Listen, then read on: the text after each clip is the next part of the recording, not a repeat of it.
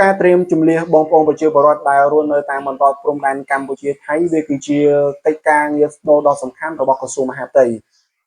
សូមបងប្អូនទាំងអស់គ្នាកុំភ្លេចជួយចុច Subscribe នៅ Channel YouTube របស់ខ្ញុំម្នាក់មួយដើម្បីទទួលបាននៅចំណេះដឹងក៏ដូចជាដំណឹងល្អៗ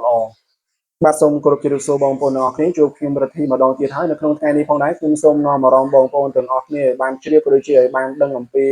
ព័ត៌មានខ្លះៗនៅក្នុងស្រុកយើងនេះតែម្ដងដោយដែលបងប្អូនទាំងអស់គ្នាបានដឹងថារឿងដែលក្តៅកករៀងរាល់ថ្ងៃនឹងតែម្ដងគឺបញ្ហាចំនួនព្រំដែនកម្ពុជាថៃដែលរាជរដ្ឋាភិបាលទាំងពីរកំពុងតែធ្វើការជាមួយគ្នាយ៉ាងជិតស្និទ្ធដើម្បីស្វែងរកនៅដំណោះស្រាយជារួមមួយដើម្បីធ្វើឲ្យស្ថានភាពនៅ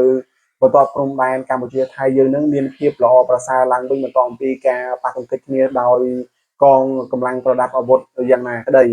ក៏ប៉ុន្តែដោយដែលបងប្អូនទាំងអស់គ្នាបានជ្រាបហើយថាបើយើង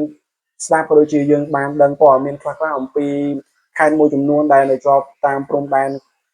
កម្ពុជាថៃគឺនៅខាងភាគីថៃតែម្ដងគឺគេកំពុងតែមានវិធានការនៅក្នុងការត្រៀមជំនះប្រជាពលរដ្ឋរបស់គេនៅក្នុងករណីចាំបាច់ណាមួយដែលមានការផ្ទុះអាវុធជាដើមក៏ប៉ុន្តែនៅក្នុងប្រទេសកម្ពុជាយើងនៅក្នុងថ្ងៃទី10មិថុនានេះតែម្ដងគឺឧបនាយករដ្ឋមន្ត្រីក្រសួងមហាផ្ទៃគឺឯកឧត្តមអភិសន្តិបណ្ឌិតសសុខាបានចេញនៅសេចក្តីប្រកាសជូនទៅដល់អភិបាលខេត្តនៅក្នុងបរិយាកាសកម្ពុជាយើងដែលជាប់ជាមួយនឹងព្រំដែនកម្ពុជាថៃគឺធ្វើយ៉ាងណាឲ្យបង្កើននៅការការពារក៏ដូចជា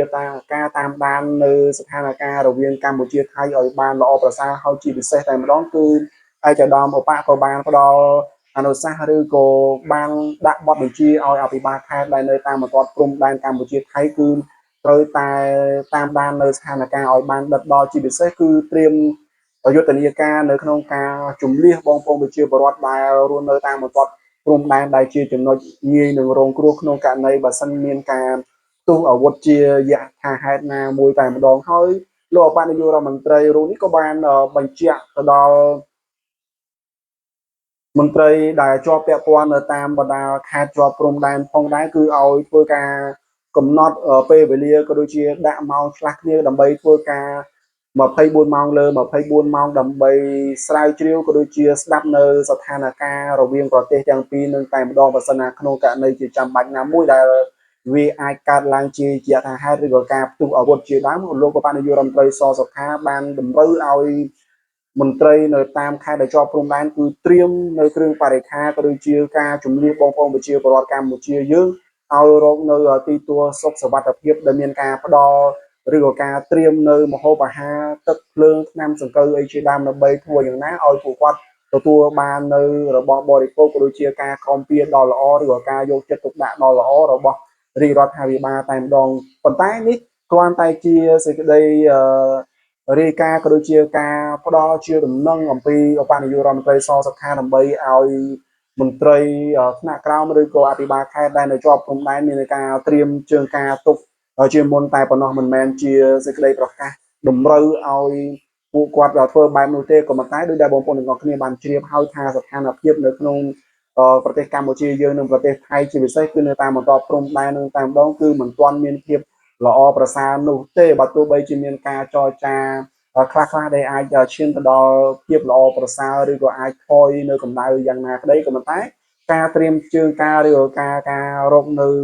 ទីទួលសុវត្ថិភាពរបស់ប្រទេសទាំងពីរឬក៏រាជរដ្ឋាភិបាលនៅក្នុងប្រទេសទាំងពីរគឺស្ថិតតែនៅក្នុងសភាពមួយចាំបាច់ដើម្បីស៊ើបឬក៏ដើម្បីស្វែងយល់អំពីស្ថានភាពតែម្ដងបើសិនបើស្ថានភាពល្អក៏វាជាចំណុចមួយដែលប្រទេសទាំងពីរចង់បានឬក៏ជាប្រទេសជាចំណុចមួយដែលប្រទេសកម្ពុជាយើងតែងតែចង់បានគឺសុខសន្តិភាពការសាមគ្គីគ្នារវាងប្រទេសជិតខាងក៏ប៉ុន្តែក្នុងករណីជាចាំបាច់ដែលអាចផ្ទុះអាវុធជាដើមអញ្ចឹងយើងត្រូវតែមានវិធានការមុនដើម្បីបង្ការនឹងការពារជំនះបងប្អូនប្រជាពលរដ្ឋរបស់យើងដែលស្ថិតនៅចំណុចដែលងាយនឹងរងគ្រោះតែម្ដងត្រង់ចំណុចនេះខ្ញុំក៏គ្រប់គ្រងទៅដល់ការផ្ដល់ឬក៏ការផ្ដល់អាសាសរបស់លោកអបនាយករដ្ឋមន្ត្រីជួនទៅដល់មន្ត្រីថ្នាក់ក្រោមផងដែរពីព្រោះថានេះគឺជាការផ្ដល់នៅទំនុកចិត្តដ៏ល្អបំផុតមួយសម្រាប់បងប្អូនប្រជាពលរដ្ឋយើងតែម្ដងហើយនេះក៏មិនមែនជាដំណឹងនៅក្នុងការបំផិតបំភ័យដើម្បីធ្វើឲ្យបងប្អូនប្រជាពលរដ្ឋយើងមានការផាត់ភ័យនោះទេវាគឺជាចំណុចឬក៏ជាសារមួយដ៏ល្អសម្រាប់ដាស់តឿនដល់មន្ត្រីក្រមអាវ៉ាត់ឲ្យ ធ្វើយ៉ាងណាគឺខិតខំធ្វើកិច្ចការរបស់ខ្លួនជួយការពារបងប្អូនប្រជាពលរដ្ឋជាពិសេសគឺការពារនៅបូរណភាពទឹកដីរបស់យើងនឹងឲ្យមានភាពល្អប្រសើរឡើងតែម្ដងអញ្ចឹងបើសិនណាបើមានបញ្ហាឬក៏មានស្ថានភាពអ្វីថ្មីបន្ថែមទៀតខ្ញុំនឹងព្យាយាមអាប់ដេតក៏ដូចជាជម្រាបជូនដល់បងប្អូនទាំងអស់គ្នានៅពេលក្រោយទៀតបាទសូមអរគុណ